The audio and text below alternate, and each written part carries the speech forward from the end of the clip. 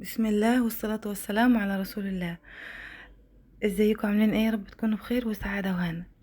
وصفتنا النهاردة وصفة سهلة وبسيطة.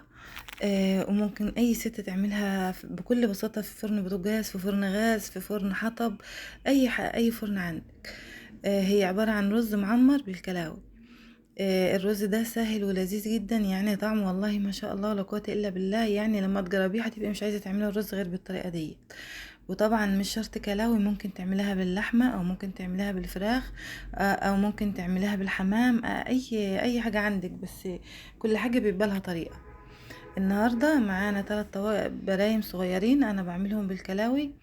من عيار البرام، بحيث بيكون التلت فاضي، يعني التلت من فوق فاضي، يعني التلتين رز والتلت فاضي، عشان نعمل الحساب. الرز لما يزيد والحاجات التانية اللي هنحطها. بعد ما بنغسل البرايم بتاعتنا كده بنشفها، واهم حاجه تنشفها عشان ما تلزقش فيه. وبطنها كده بالسمنه او بالزبده. والرز بتاعنا هنكون غاسلينه ومصفينه. والكلاوي بقى بتكون بنغسلها بايه، بملح وليمون، ونصفيها كويس ونقطعها حتت صغيره. ونكون معانا بصلتين تانيين مبشورين بشر ايه ناعم او وسط زي ما احنا شايفين يعني. بنحط لهم التوابل، ملح وفلفل وكمون وكزبره. بنتبل بيها البصلة ومعاها الكلاوي، وطبعا ايه بنضيف لها قطع من الدهن، لان هي بتخلي الرز غني كده وجميل يعني، وما شاء الله بيبقى يعني زي الزبدة كده. طبعا بنقلب المكونات كلها على بعضها. قلبي كويس لحد ما ايه البصلة تتشرب كويس مع الكلاوي، وتتخلط بيها وتتمزج بيها كويس. وبعد كده بنحطها في قلب، في قاع البراء.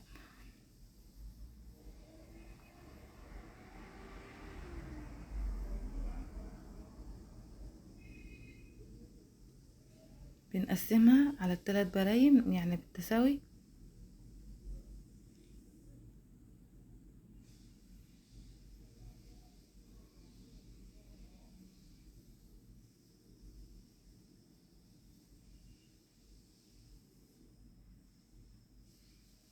بس كده لحد ما نخلص كل الكمية اللي معانا. بعد كده بنزل بالرز المغسول ومتصفي.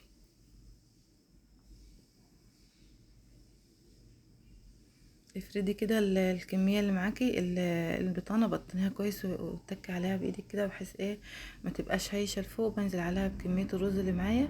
اهم حاجة ان انا ما اسحمهاش بالرز كتير عشان ما تغلبنيش في الطياب.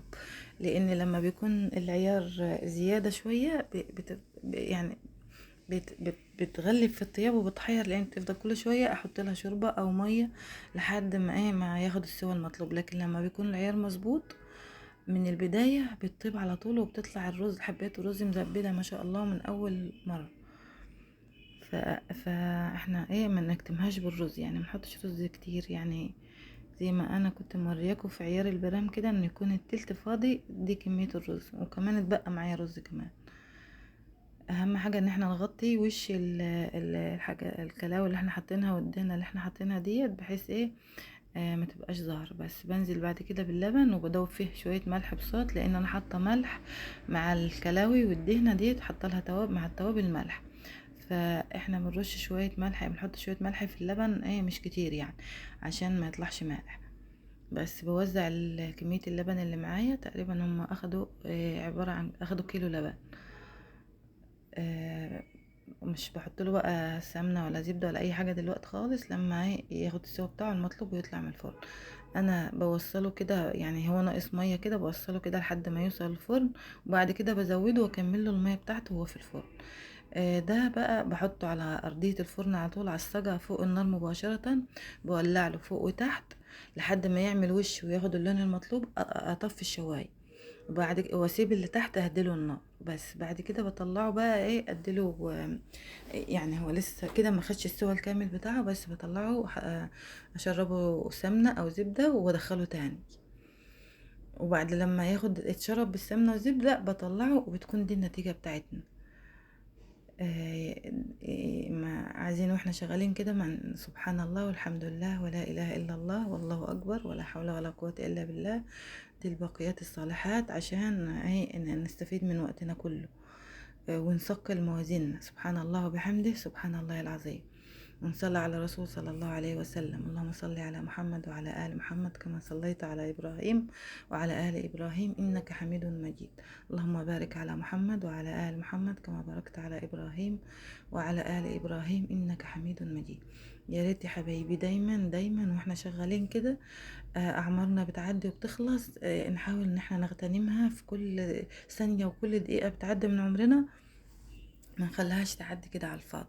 لازم يعني نخلي لساننا على طول شغال بذكر الله، ونغتنم الحياة، لأن هي فرصتنا الوحيدة في النجاة يوم القيامة. كل واحد يحاول يعمل كل ما استطاعته.